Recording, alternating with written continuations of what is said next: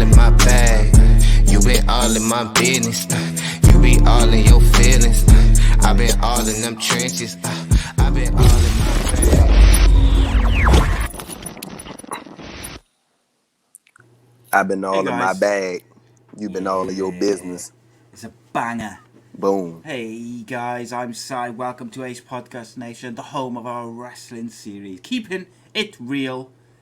You can get the show in video format, youtube.com/Ace Podcast Nation, as well as all our other great shows and series featuring top guests, expert analysts and more. Give us a follow on social media at Keepin It Real _ with a 2 A's. And of course, subscribe to that YouTube channel. Get the audio versions, all the usual podcast platforms of this show and all the other shows we do. But with no further ado, as ever, I am joined to talk some wrestling by post-wrestling writer and interviewer, the GOAT, Mr. Andrew Thompson. How goes it, my friend? How are you, good sir? How are you? Good. I'm good. I think our theme tune is a banger. It's a hit. It's a hit. It's gonna be good. So, how are you, my friend? Anyway, good week? It's been a fantastic week, sir. No complaints.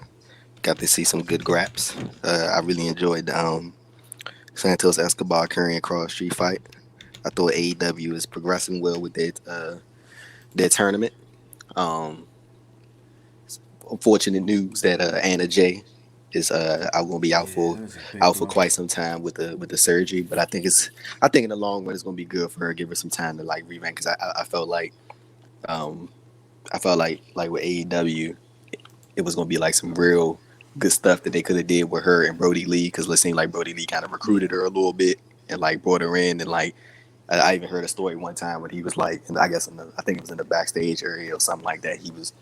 Everybody was around and he was like, make sure don't let the wrestling business ruin Anna. She's a good one and stuff like that. So I felt like they probably had some like a lot of good stuff they could do with her. But I think it'll be good for her. Just to like, and then when she pops up again, she'll be a fresh face women's division. I think people will be excited, and maybe fans will be back by then. So you never know. And then it's been a good wrestling week, man. We got some good shows. Got the New Japan Castle Attack shows. Hiromu Takahashi, unfortunately, out for 6 months, torn pectoral muscle. Bad for him. Big New Japan shows. What else? We got Moxley versus Kenta tonight for the IWGP US Heavyweight title. Excited for that. Got Revolution coming up next week. So it's got a lot of good things going on, man. And you got Keiji Muto. I don't think we talked about last time we did the podcast. The 58-year-old has won the GHC Heavyweight Championship. The old heads are taking over. Yeah. Speaking of the old heads, I noticed in your post news update this week, Shawn Michaels was talking about Okada. Yes, he was. What did he have to say? Oh, he just said, firstly, the conversation, for full context, the conversation came about because Justin Barrasso of Sports Illustrated did a feature, very cool, that people should check out. It's a very well-written feature, and he got a bunch of wrestlers that he interviewed and asked them for their favorite matches. And Okada said one of his favorite matches was Shawn Michaels versus Chris Irvine for the at WrestleMania 19. Don't call him, Chris Irvine. That's what I'm calling him now for my own reasons. But and he said that was one of his favorite matches, and that was relayed to Shawn, and Shawn said that he appreciates Okada, and Shawn was it's very clear that Shawn is familiar with Okada's work just by the way he was speaking about him. Like he knows, he knows who Okada is, and he was just like, people have asked me before what I think he would do in WWE, and he was just like, he would be fantastic, and he would adjust fantastic if he would ever come there. And it sparked a little discussion, which I always hope to do with the news updates. That's it, mate. Another thing on the same update, it sort of says Tony Khan not nervous about Sting wrestling. Well, let me tell you something, mate. I still am, and when he took that power bomb the other week, oh my god. Tony said he cleared though. He said he's fully cleared. And the thing, what he said, Sting has been like in wrestling, like not publicly, but he's been like in the ring for like a while now. But he just never, it was just never public. But now I can see why people are concerned. Like, bro, at the end of the day, that's a man, 61-year-old man that's coming off of spinal stenosis. Basically, I think that's what it is. So I mean, like, of course you would be worried. Like, but I mean, if he's good to go, I mean, then It's his he should be decision, all my right. friend. Yeah, it's his decision, bro. He should be good. I mean, he looked like he was fine when he took the power bomb. Like You did, like, yeah. and it wasn't like Great selling. it didn't Like seem the old like head. you want to know what the thing that's gonna be good for him? Like that's why I really wish he had a crowd. Is that he would have the Daniel Bryan effect because Yeah. you remember when Daniel Bryan first came back and every time we Every seen him, bump. but every bump, bro, every single bump, everybody was like, oh no, no, no, no, like every time, and then Bryan would sell it. He would sell it like it was nothing, and I'm telling you that like Sting could have the same kind of, and then he Yeah. older. So it'll be like more into it because people will be concerned about his age and his like I'm telling you, he could like really have a crowd about it like in the palm of his hands if he wanted to. So Yes, indeed, should my be okay. friend. It's interesting. You mentioned it was a good week, and I think I agree. It was very good. I thought it was a very good week for the wrestling TV. Started with Elimination Chamber. What was your? Actually, before that, The AEW finished. Miz, AEW finished fifth on cable, and NXT had their highest rating of the year. I don't really like to talk about ratings too much because ultimately I don't care so because that's I just more interested in whether I enjoy it. I enjoyed both AEW and NXT, but I wanted to ask you about the direction that they took with Adam Cole and him turning on Roderick Strong as well. So he ain't got no friends. man. The undisputed era is Gone. officially over. I don't know how to feel about it, bro. I feel like I mean if they're not going to um if they're not going to break off. I mean not if they're not going to break. So if they are not going to the main roster, if they're not going to Raw or SmackDown, I ain't got no problem with it. But if they are, I Yeah, got a problem with it because I yeah. I, I feel like they are more effective as a group, and I don't think I think it's going to take. I'm not saying Adam Cole wouldn't be successful on Raw or SmackDown, but I feel like it's going to take a lot for him It to, stacks the deck a little thin and without him, especially doesn't it? because you don't have a crowd sitting there going crazy for him, so it's no like the WWE they just go based off of what they want, and like there's no crowd influence there because there's nobody there. Yes. That's why I'm so interested for Mania to actually hear how people react to certain talents Yeah, like yeah, yeah. Roman. Like I'm really interested to see how they react to Roman. I don't think Roman's getting booed. I think people are going to pop for him. It's going to be But yeah. But interesting, back man. to the Adam Cole. But yeah, I don't really know how to feel about it. I feel like I know they're gonna get some good matches out of him and Kyle, and they get some good matches out of him and Yes. him and Roddy. I don't know where the hell Bobby Fish is, but yeah. The So so I think I mentioned this on the show a couple of weeks ago. Like my only concern with it is similar to what you said. Is I've got a feeling that Adam Cole on his own is going to go to the main roster, and I think that's why they're breaking him up. That concerns me, but if the crowd was there, I would be less concerned because, like you yeah, said, they because have they go some wild for influence. Adam Cole. But you haven't got that influence, and Vince is going to see him. He sees, oh, he's too small, blah blah blah. But my one hope is that they are looking at what other companies are doing with like the Bullet Club stuff, and maybe they will bring him up alongside AJ Styles, and maybe do something with that and make a new stable for him on Raw. But I don't know. It's difficult. It's tricky. I wouldn't be against that because I think it makes sense. But ultimately, I guess we'll have to see which direction they go. What did you think of Elimination Chamber? The Miz The is the Miz new. is the But champ. you want to know what, bro? I know a lot of people was upset. Like I couldn't sit there and like try to act like I was mad at the Miz winning the title. But I've always Saw it coming. enjoyed them. Now I've just always enjoyed the Miz character, bro. Like Yeah, yeah, I did too. and then like I know he hasn't been booked. Like he hasn't been booked well at all. Like to be honest with you, No. like the dude got slapped by Bad Bunny early in the show. But like, do you see how him winning the title instantly made this man that heel that he was back then? Yes. Instantly, like literally instantly. And then at that, bro, I couldn't get myself. I can't get myself to hate on the Miz. I just can't because like I know he wasn't supposed to. He wasn't supposed to succeed in wrestling at all. Yeah, Like no, I that's it. No. like even those stories back in the day when like he would get hazed by Benoit, and you know what I'm saying, they throw him out the locker room multiple times and shit in his bag, and you know what I'm saying, all that big wild stuff that they used to do back in the day, and he made it, bro. Like, and then it's not like he was getting shoved down people's throats, but it's been a 10-year gap since he won the title, and then he's probably about to lose it tomorrow. I mean, on Raw to Bobby Lashley, which I think should happen, and then we're gonna get the second, the third Black African American WWE champion. Like, so like, even before the Lashley stuff came about, I mean, I think we all kind of knew that it was gonna be Miz and Lashley at some point. We didn't think it was gonna be this week. We thought it was gonna be that fast lane, but like, I wouldn't even be mad at Miz if they would have just, like, if it was just this was the decision they made without the fact that, like, I couldn't like sit there and act like I was upset at it, bro. Not at all. And I think what I liked about it as well is that they made sense of it. They showed you him talking to MVP before the main event. Then he cashed in after Lashley beat him down. That kind of thing. And then they made sense of it. And then on Raw, they made more sense of it again by explaining, you know, that he made a deal with them, blah, blah, blah. And then, of course, The Miz does what you'd expect The Miz's character to do, which is try and worm his way out of facing Lashley. That's what he would do. Which he knows he can't beat. Yeah. And I just thought it was really good logic. I love a bit of logic. I love, like, things making sense. And I thought they did a real good job with that. They've built Bobby Lashley up real well over the past probably year now. The Hurt Business has been consistently one of the better things on Raw.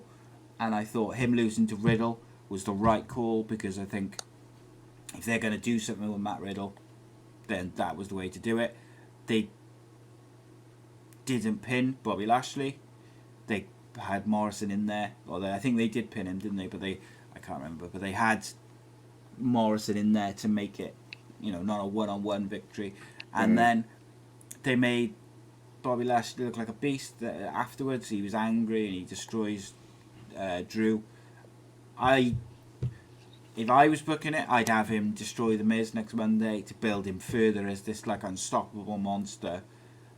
And then I would go in that direction. What I actually think will happen is someone... Sorry, real quick. Now, I'm under country just to correct something I said earlier. I made a slight correction with the Miz Benoit thing. Benoit kicked him out the locker room. I'm going to take the hazing thing back, because I don't know. Like, I don't remember Miz ever speaking about that. Like, but I do know that Benoit kicked him out. Got kicked out the locker room. He got kicked out the locker room by Benoit. There you go. So I just wanted to correct that real quick. Yeah, okay. That's I appreciate you, mate. But yeah, I think that rather than, I think they'll do it at Fastlane. They'll do something on Monday. Someone, maybe Drew DQ. will come back and do there'll be a DQ. They might even do a triple threat between Drew, Bobby, and The Miz. Bro, I think they should just put the title on Lashley, bro. Like, just do it. I do too. Just do it, bro. Have him destroy The Miz on Monday. He is hot right now, bro. He is hot. Like, if you're not gonna do it now, you might as well just just do. Wait, what you about to say? Now's the time, innit?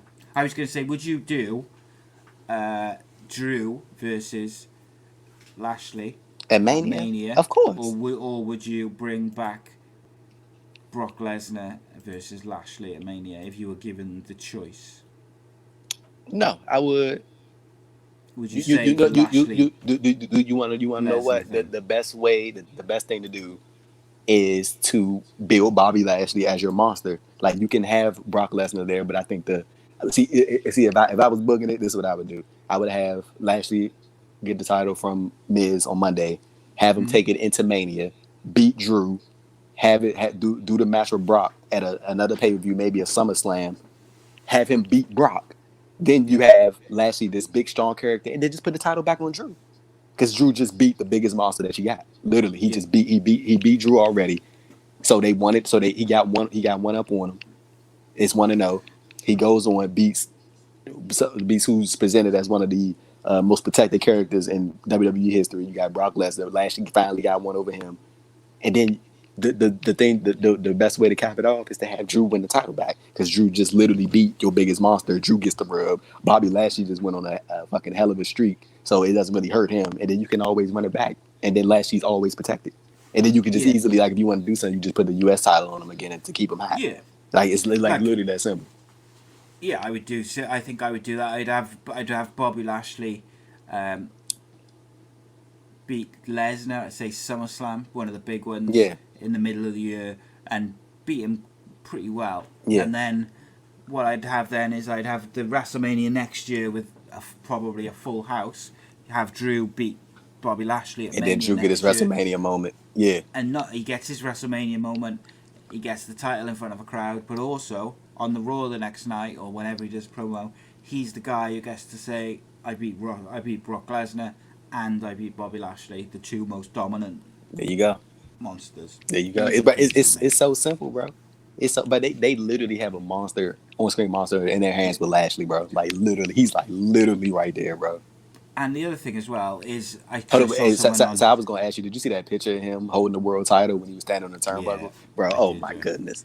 Just so good, isn't it? They should have done this angle with Bobby Lashley the second he came back to the Yeah. WWE. Like, he was ready made because he was coming off a run in TNA yeah. where he had portrayed that sort of character. He'd had a couple of MMA fights. Like, it was there to do him versus Brock. But, you know, it is what it is. You want to know a good thing they could really do? To be honest with you, because you know Lashley's still under contract with Bellator, right? Yeah. Like whenever he dropped the title, how about you like let him go do an MMA fight, and then like he already legit. So and then on top of that, if he wins, you know what I'm saying? Like It's even that's bigger again. you see what I'm saying? Exactly.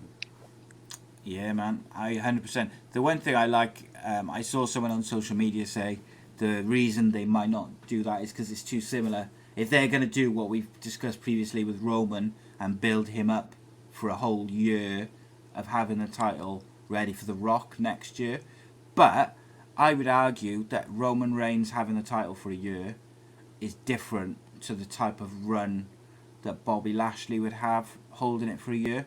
Like, your Bobby Lashley run is going to be like that dominant monster run, whereas Roman Reigns is kind of got a stable around him, and he's... Bro, Roman is legitimately cheated in every single last one of his championship title defenses, like legit. And he's gonna like abuse the rules or he's gonna be a typical heel, whereas Bobby Lashley effectively is just gonna be... I know he's got a stable with him, but he's effectively just gonna be a badass. Because if you notice in the last few weeks, like, the Hurt Business haven't really cheated to win.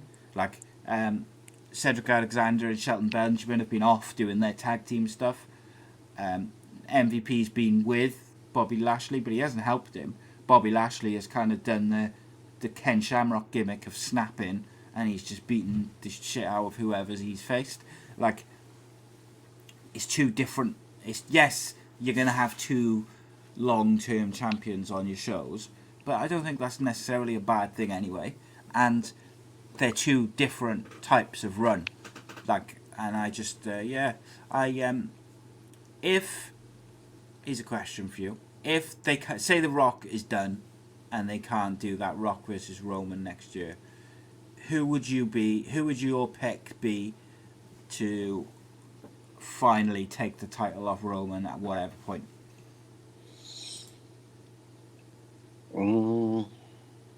Mate, Brian probably, or Nakamura, maybe.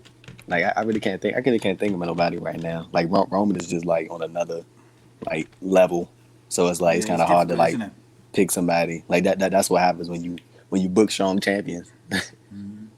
Like, I look at it and I've looked at the way they've booked Cesaro in the last couple of weeks, and I just think, God damn, they've missed the boat with him as a guy who could be like, you know, we talked about before how they used to have like 5 or 6 guys who they could just rotate in and out of the main event scene and the title picture, so to keep it fresh.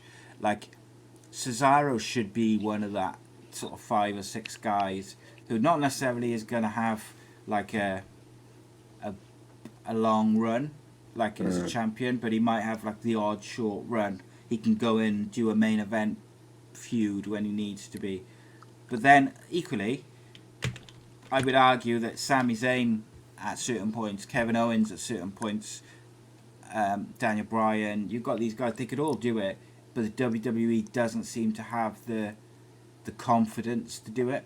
You know, Adam Cole could, if he came in and had a run similar to AJ Styles, could do it, but It's the WWE. It's not the guys and the talent that's stopping the WWE from having that kind of golden era feeling of having multiple 6, top 7, guys. 8 Yeah. guys who can just rotate in. Yeah. And then what happens then is when you've got that group of guys is when they face off against each other. You don't know in who's just gonna win. Feuds, Tell yeah, me. that. But also when they're not in the title picture and they're say facing off each other just in a feud, it feels bigger because they're all main eventers. So they're having like, say you had, if just the names I just mentioned, say they had all been rotating, and you at the moment it was Daniel Bryan versus Roman Reigns as the main event on SmackDown, but your co-main event or your upper card match is Sami Zayn versus Kevin Owens.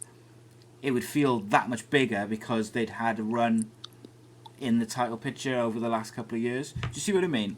Like, they make these guys feel less important instead of more important, and it really frustrates me because they've got the most talent they've ever had. I look at guys and girls, Rhea Ripley, Karrion Kross, Adam Cole, Baby. who else? There was another one as well, and I can't remember his name. Someone else. T-Bar. Yeah, T-Bar.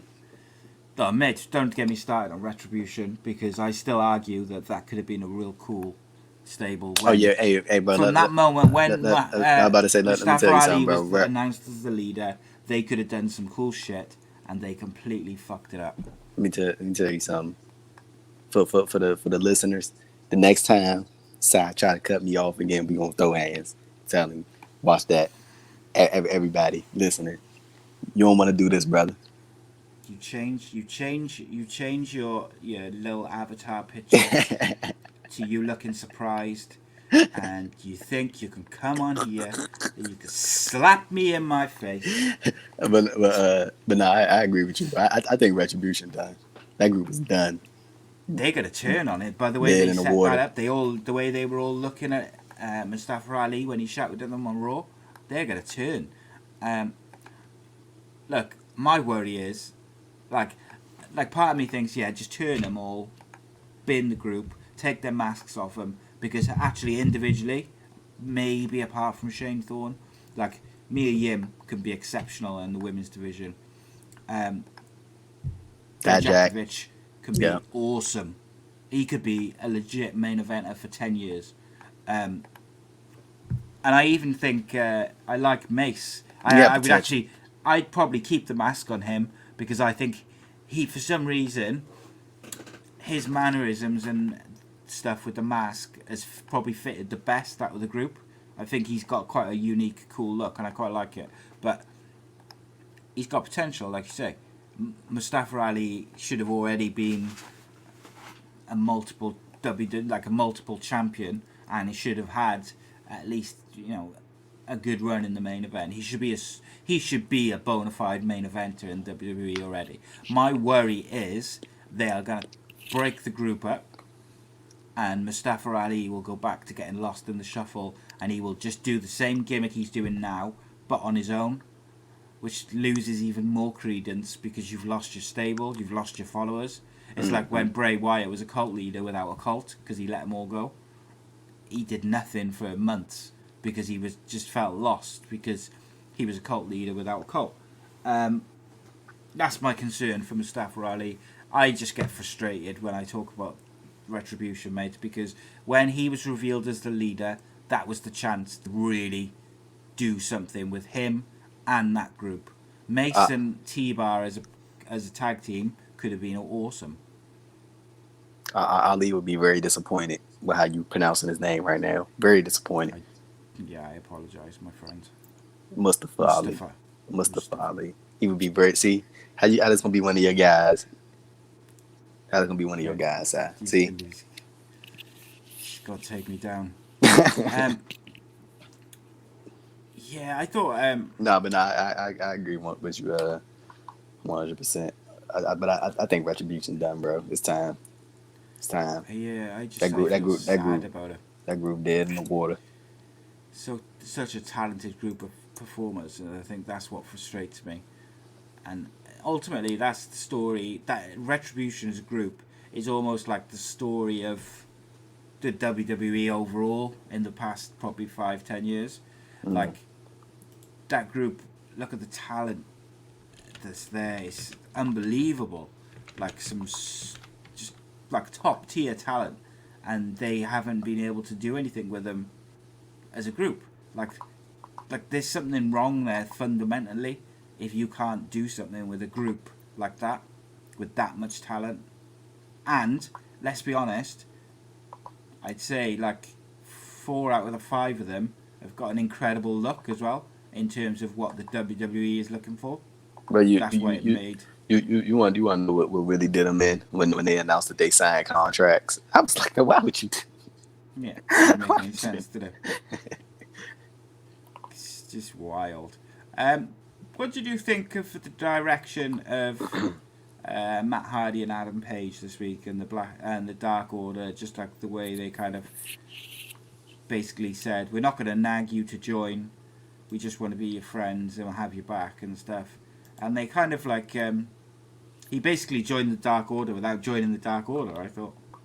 I am not into this Matt Hardy, Adam Page thing at all. I feel like they could be doing so much with Page, bro. So much momentum, hasn't he? Adam Page. He's lost a lot of momentum. Yeah.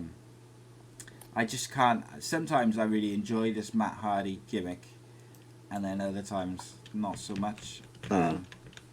Like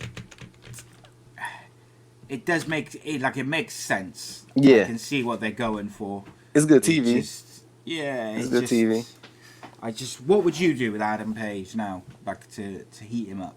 Because he is so talented and so over with the AEW crowd as well. Oh, I don't really know, but Page is a weird one though, bro. It's like where does he kind of go? Like I feel like he got a lot right out the gate, and then he lost to Jericho in that world title match, and he never really like. I mean, he was really on fire when people thought he was gonna turn it Omega, especially after Revolution. Like I always like think, especially like even in that moment, not even hindsight being 2020, that they should have like let Page do the buckshot lariat on Omega after they beat the Bucks at Revolution. I always thought they should have just did it. They should have just did it, bro. Peak. Yeah, it was peak them on that. They should have just did it. But yeah, he kind of been like just always like in the shuffle. Like I feel like the only thing for him to do is like join the Dark Order and like be their new head of the group. Yeah, be the leader. Yeah. Again, because I feel like there's just no other like place for him to go right now. Yeah, it's a weird one. Another thing which I quite enjoyed, the MJF and Jericho attack on the Young Bucks' dad. I thought that was a bit different. I thought it was just something they haven't done before. I thought it was a good way to make that angle go from just a tag team match to a kind of like there's something a bit personal there. I thought that was quite a good little touch. Yeah. What how long before the MJF turn, do you think? On Jericho? Well, just on the inner circle. Or do you think he's going to take the inner circle from I think he's a babyface Jericho? I think he's going to take it over. A babyface Jericho, I think, though, could be difficult to pull off in the current climate. Said that. But what about Paul White joining AEW? Were you shocked by that? Because I gotta say, I was real shocked by that. Shocked. I thought he was a lifer, bro. Yeah. I thought he was gonna be in WWE for life, but hey, it looked like he want to make a difference. Like, I mean, he making his debut next week, and then he got the YouTube show with Tony Khan. I mean, I sit with Tony Schiavone on Mondays, so I'm interested to see what he's gonna do on Dynamite next week. I think they probably gonna have him. They him and Shaq, because Shaq will be on the same show, and Jade Cargill finally making her in-ring debut. I'm excited to see. I'm like really happy to see her wrestle, bro. Yeah, she's super talented. If I said to you, what was one thing, if like you had to tell someone, like AEW, watch the last episode, tell me one thing that I should watch, what would it be? From last week? Yeah.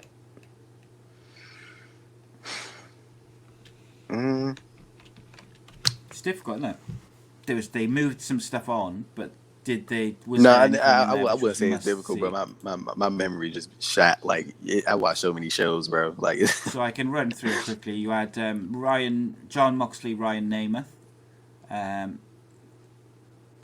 you had the Varsity Blondes versus Brian Cage and Ricky Starks with Sting, and then you had the zip wire thing with Darby Allin. I thought that was quite creative. I thought that was quite clever. What else? So Jake Hager versus Brandon Cutler.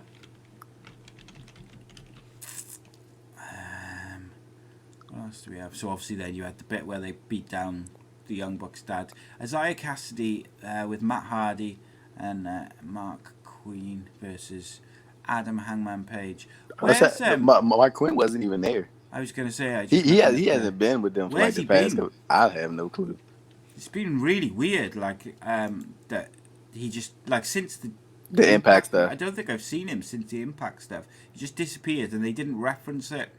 It was weird. That was because they lost that tag title match at the No Surrender show, and I think that was the last time he was on screen. I don't remember seeing, because after the match they did like they filmed like a little video, didn't they, where Matt Hardy was like shouting at them saying that they failed him, and you know all this sort of stuff. Do you foresee maybe a split between Private Party? I think it would be a mistake, but do you think that's the angle they're going with, that maybe they're going to split them up into single stars? No. You think that it's just the Matt Hardy storyline? No, I think maybe, like, I mean, I don't know, but like maybe he just, got something going on that he's taking care of, so, you just never know. So Hardy comes out and tosses Alan Angels off the stage into the table afterwards as the Dark Order and Adam Page looked on. But yeah, that was interesting. So it's Alan Angels is 5, isn't he? Yeah, 5. Lose track of that. And then you had the women's title eliminator semi-final match between Britt Baker with Rebel versus Nyla Rose. With Nyla Rose picking up the victory, Britt Baker's just never going to hold that title. Yeah, I thought they should just gave the title to Britt. Not give the title to Britt, but have her go on to face Sheeta at Revolution and win the title. I always thought that was the way to go. I feel like Britt has kind of been like the face of the division for like quite some time. Even when she wasn't wrestling and she was out with the injury, she was kind of the face of the division. So like I think they kind of, I don't want to say they made a mistake, because I mean they got other options. And then at that, I don't know, people kind of saw the bracket, but it looks like it's gonna be Reaal versus Nyla Rose again. And they've always had really good matches. Like their matches have always been good. So I ain't gonna complain about seeing another Reaal Nyla Rose match. But I think a lot of people were kind of thinking Britt Baker was gonna get it. Maybe they want to do Reaal versus Sheeta at Revolution. Yeah, I get it, but I just like Britt Baker is the standout for me. Yeah. And I get a bit frustrated that she just doesn't seem to. They never seem to quite put her over the hill, if you like. She kind of will just about be ready for that push, and then they remove her, or they have her lose. It's a bit frustrating. Maybe they're waiting for them to get it back in arenas. You never know. Yeah, I could understand that. She's a good. She could be a real good heel for them, actually, as a champion, I suppose. And maybe they want the fans there for it. What about the ladder match between Lance Archer and Rey Fenix? What do you think of that? The ladder match. Sorry, the face of the Revolution match qualifying match. Yeah. No, it was a solid closer, solid main event match. Like I ain't have no issue with it. I think it was good. I'm very faint. I feel like that dynamic always where you got the high flyer with the big guy who's quite athletic himself. It's never a bad combination. And I think the right man won. I think Lance Archer. I feel like Lance Archer got a lot of steam behind him. Yeah.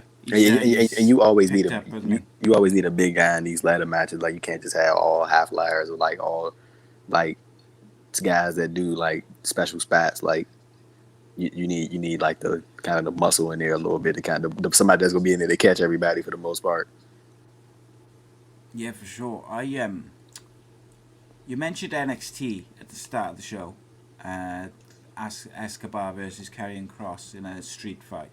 I thought NXT was pretty good this week, mate. You started off with Johnny Gargano and Dexter Lumis. I feel like Dexter Lumis's character's lost a bit of steam. Oh yeah, for sure. Some people it was that injury, bro. Before Takeover 30. Yeah, it was that injury. I know some people didn't get the character, but I thought he was getting over real well. And then it kind of just went off the boil a bit, and he got, like you say, he got injured. We had another promo from LA Knight.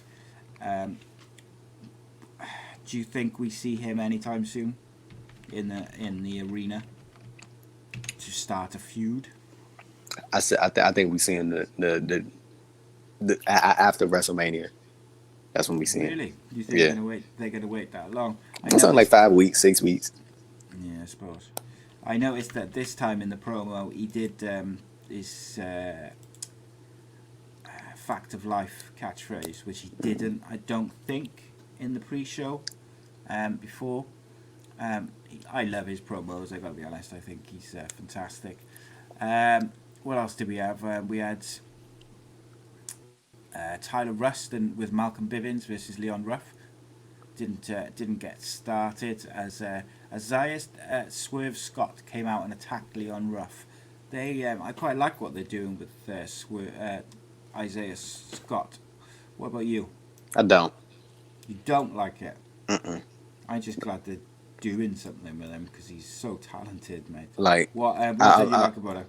Nah, I just always thought like his original character that he was coming off the independent scene with, like the cool, laid back Swerve. I always thought that was money, and like I don't know, like I'm guessing it just didn't resonate with the audience like how it did on the NXT / the WWE audience, like the way it did when he was on the independent scene. I mean, most of those guys that said takeovers are like fans of everything, but I don't know, it just seemed like it didn't resonate. But like I always thought that was like the best version of like when he was like MLW World Heavyweight Champion and stuff like that, and the 5 champion, and like that was like kind of the character he came in with NXT with, and like kind of got taken away. But I mean, he stayed doing something with him. I mean, I'm not big on it, but maybe it'll grow him. You never know.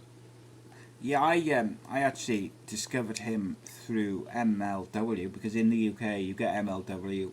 It's free on YouTube every week. Mm-hmm. And that's how I discovered him. And I agree. I thought he was a money character, but in this, also WWE, as we know, likes to change stuff up, don't they? So it'd be interesting where they go with that. Tyler Rustin, Malcolm Bivens sort of celebrated afterwards, which I thought was quite funny. I'm glad he's on TV. Yeah, he should have been on TV a long time ago, though, mate. Another one that they just haven't done anything with. We had a new NXT class, mate. What did you think of this new class of recruits? It was a big one. It was a big one. I'm gonna just pull it up if I can. My computer's being real slow. But we had obviously Taya Valkyrie, John Morrison's wife or partner. Hey. Show her some respect, man. It's a vet right there. I just meant who she is. She's a phenomenal wrestler. Ex-Impact star, Taya Valkyrie. Man, the WWE, they didn't just say Impact. They put it in the press release that she traveled all over the world. I'm like, bro, y'all literally credit Impact in like 7 of the documentaries that's on the network. Yeah, like, if y'all just... Come on now. There was also that Brock Lesnar guy I say Brock Lesnar guy. He looks a little bit like Brock Lesnar. He's a big old guy. Is he a footballer? Yeah, he used to play football. American football, yeah. Real football. Big old boy. Real football. The fake football, which is which no one knows about. But I mean, he's obviously. I was not surprised to see him in there because he had been very, very active on social media in the days before that. So it was clear that there was some sort of, he was going to announce that he was going somewhere. Who else was on there? Did anyone else stand out, mate? AQA.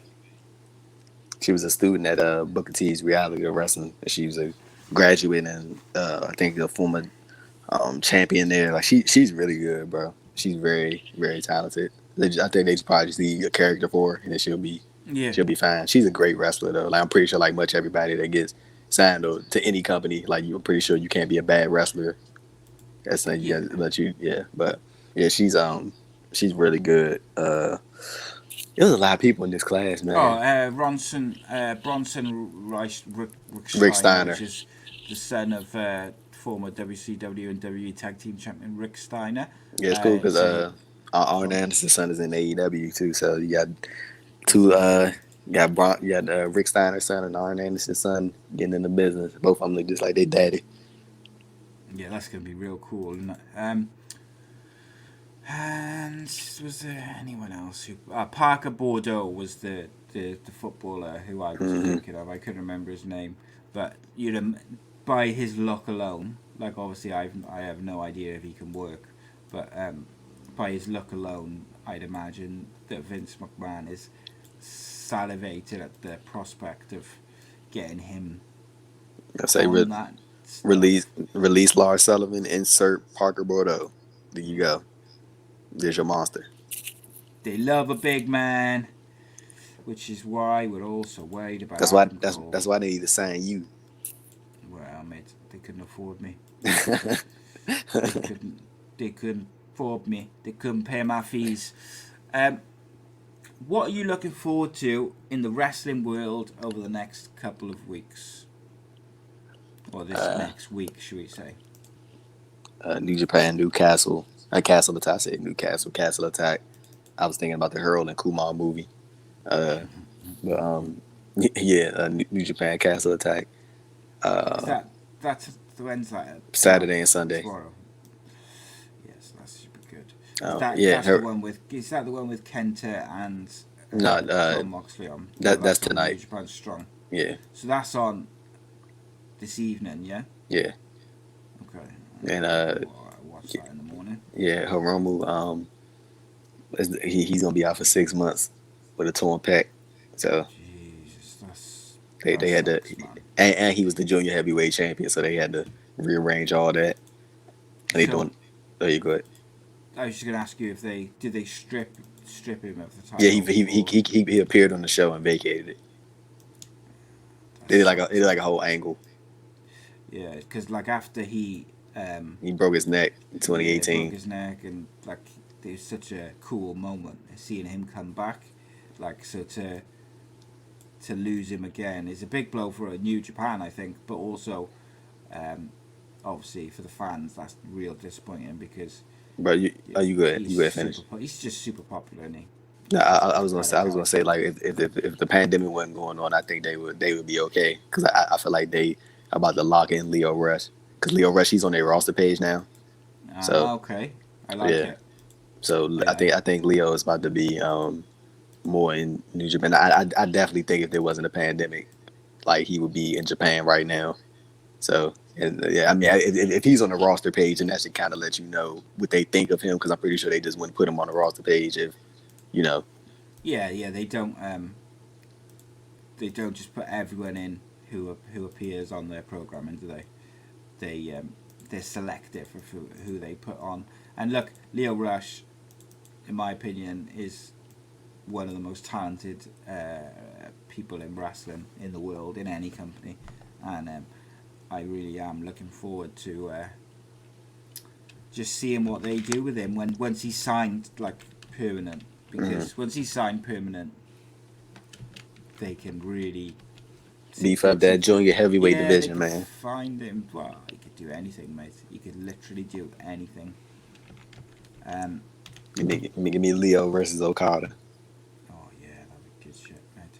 I just want the pandemic to go now, so we can see how the wrestling world pans out. Because I'm just very interested to see, like, how the Bullet Club stuff progresses. Will they end up going and having a little stint in AEW? What are they gonna do with the Good Brothers and the Young Bucks? Because I was thinking the other day, like they're doing the Young Bucks versus Jericho and MJF. They seem to be setting MJF and Jericho up as quite a personal feud, which makes me think, are they going to put the tag titles on them? I think they are. But then that takes away from the Good Brothers Young Bucks stuff, unless the Good Brothers cost him the title. Then, of course, it's set up beautifully.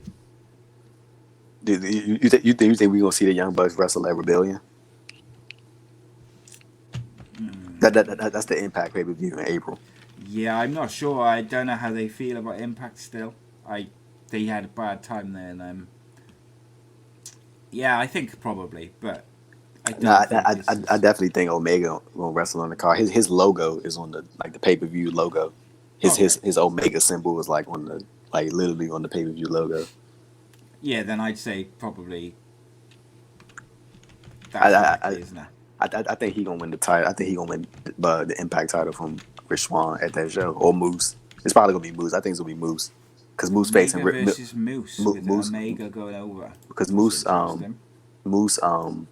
is facing Swann for the title on the 13th of March. Yeah. It's a live show. It's not tape. It's a live, one of their live specials. So I think they're gonna take the title from it. And I don't know if you heard Don Callis on the Talking Shop podcast earlier this week. He said he thinks Moose is the best athlete in wrestling, and he thinks very, very highly of Moose.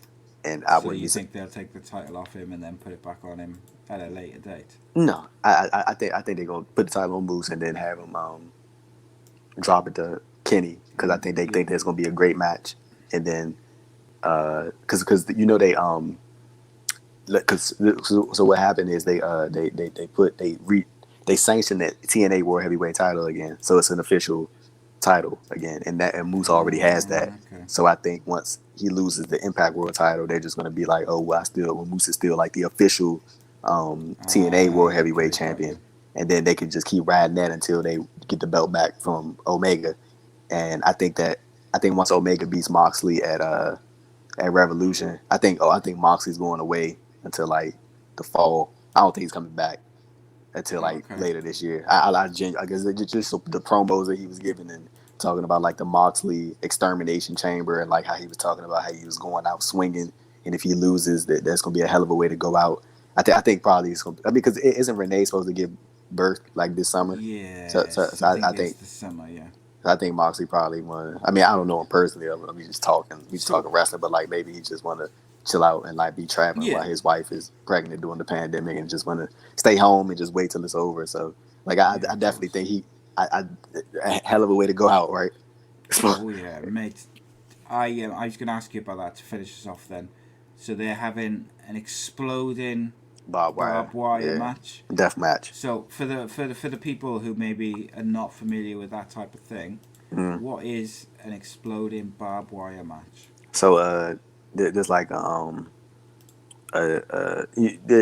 in some cases there's a timer as far as like so basically the ropes are barbed wire. That's basically what it is. It's covered in barbed wire, right? And in some cases, like in some of these matches, like they did them a lot in FMW in Japan.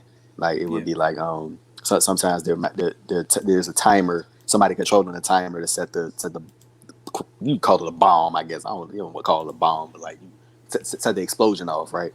Mm-hmm. And some others is just contact.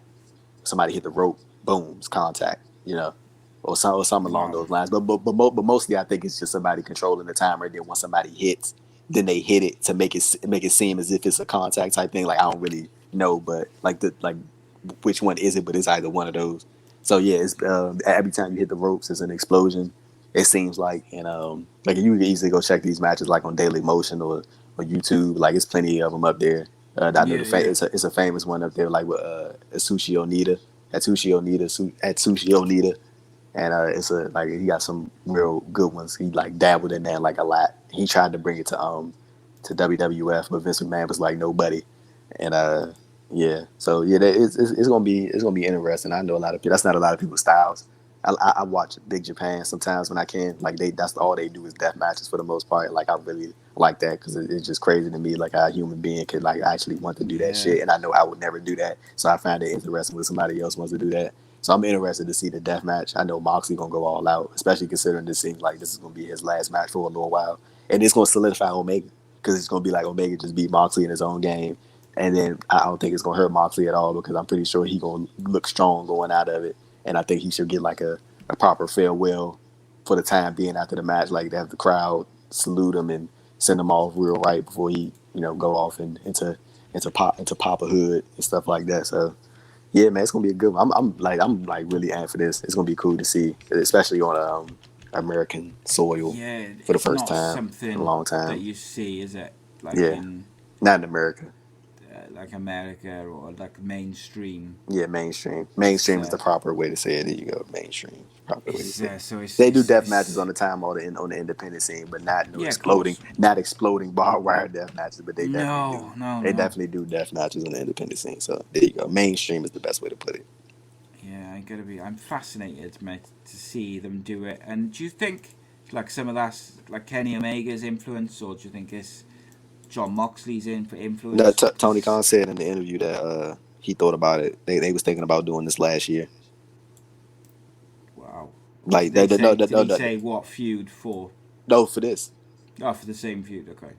Well, no, Did they? wait, well, let me correct that. He didn't say exactly what he was thinking about. He was just saying like he wanted to do an exploding barbed wire death match, but he just didn't know like how he was gonna get to it. And this was like the perfect time. And then he told Mox, and then Mox was like this is what I do. Hell yeah. And then yeah, so and you know Omega, like he's like kind of the mindset now, especially since the AEW, that he wants to be good at like every style of wrestling, not just Yeah, yeah. like the singles traditional match stuff that we all know he can do. Like he wants to try and dabble in a little bit of everything. So hopefully he's safe. I know Moxley probably doesn't give a shit if he's safe or not, but yeah, hopefully they take care of each other, and it don't get too bloody in there. Yeah, it's going to be interesting, mate. I'll tell you that. Interesting to see, like, because But the one thing with that type of match, you can in only do main, that. You can only do that outdoors too. So yeah. So I suppose it's a benefit of being yeah, Daly's in place, Daly's isn't it? place, yeah. It's I guess like the one thing you don't want. It's like a happy medium, isn't it? Like with this type of match for mainstream audience, is you don't want it to be too watered down, because then it seems cheesy and campy and a bit shit. But then also you can't have it be like A bloodbath. the extreme, like an 80s one where there's just like No, like you said like the blood one like everywhere. the ones they do in Big Japan, and like the ones in Big Japan that they do, it's not exploding barbed wire, but bro, boy, Blood everywhere. I'm telling you, like it is. I'm talking about like it is ridiculous. But in it, Yeah, like I like thoroughly enjoy it a lot. It's kind of shit, kind of sick. it's interesting to me. Like I find it fascinating. You just want to see They the match. You want to see it. You want to see yeah, it. for sure, 100%. They I saw one where they had like a swimming pool around the ring, so the ring was like in like a big like pool of water, and there was a barbed wire and all this different shit. I You forget want to know? what company it was, but It was another funny one that they did. Like that they had a piranha in the in the fish tank, and I'm talking like a real like fucking piranha, and like oof, they would like put the person hand in there or some shit like yeah. I don't know if the piranha got like got his teeth pulled out or some shit like yeah, that, but like it was like a real like piranha, and I was like y'all crazy as hell, boy. Jesus. Yeah, it's there's some crazy matches from some companies in Japan.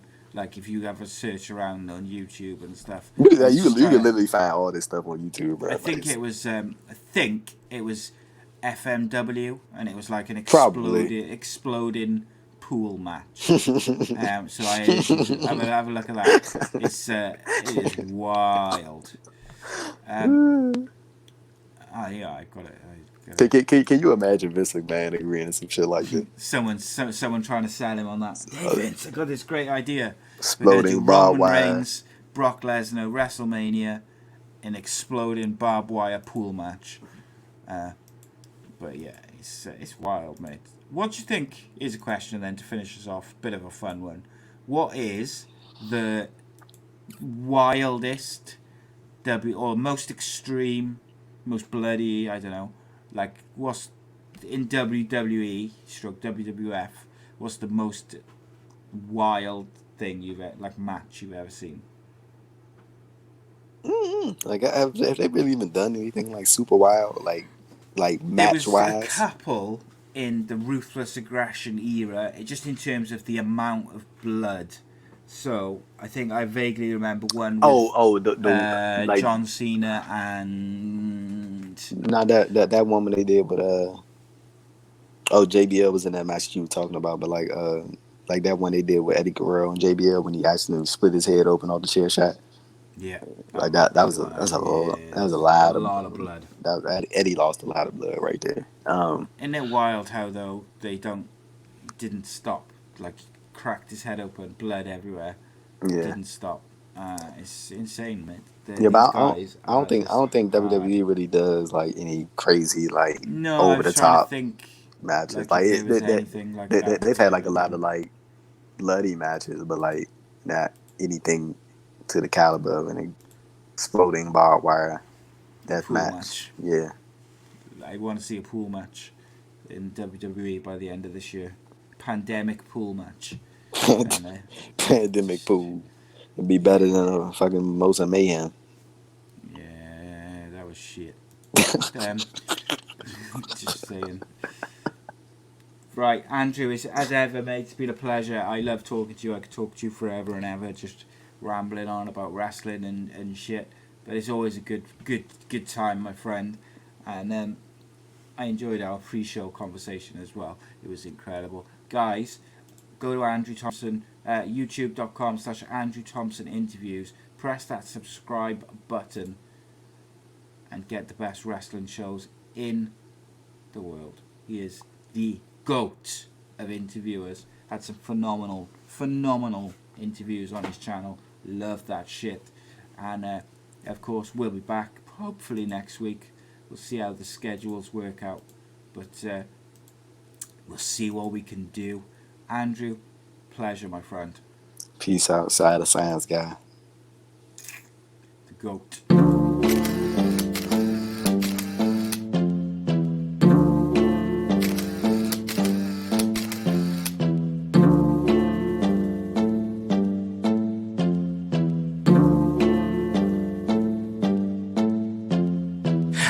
All in my bag, you been all in my business.